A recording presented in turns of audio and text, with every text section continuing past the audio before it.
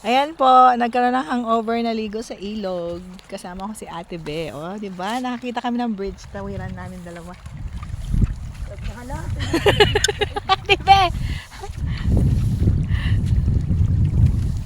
O, di ba? Nagkaroon kami ng sarili namin tawiran.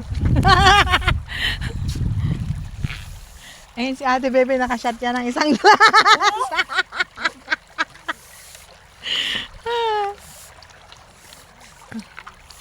O, di ba? Malapit na kaming makatawid.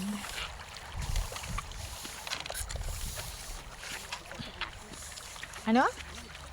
Ano, Ate Be? Ha? Nakatakot. Bye-bye. Tapos, picture mo na ako dito sa may hagdan.